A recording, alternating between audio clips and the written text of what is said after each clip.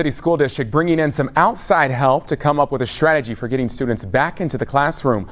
Local 12's Genesis Snaros explains the plan and who's paying for it. In a unanimous vote, Loveland City Schools approved a proposal to hire a consulting firm to work with the district as school resumes on August 26th. There's an inordinate amount of stress on teachers, on parents, on students, on how do we come back to school. Superintendent Crouse says since the pandemic started, teachers and staff have put together their plan upon returning to school, but what we don't know is if we have done everything possible to ensure those layers of safety for our staff and students. And that's where LJB Inc. comes into play. And within the company, we have been working with pandemics around the world for years. Their work began this morning at Loveland Elementary.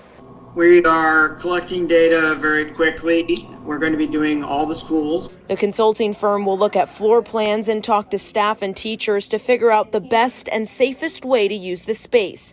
The reason it took until late July to decide on hiring the firm: we've received just over $500,000 in federal aid that's restricted to expenditures related to reacting to the COVID virus. The district plans to use that money to cover the estimated $66,000 in expenses for the firm. As for how realistic it'll be to get your kids safely back into the classrooms this fall, I think it's absolutely realistic. The firm will refine the district's plans and expects to have teachers and staff trained before the beginning of the school year.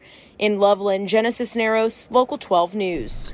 And the district will hold in-person and virtual parent information sessions on Wednesday and Thursday. That's of this week. We'll have that information posted inside this story on local12.com.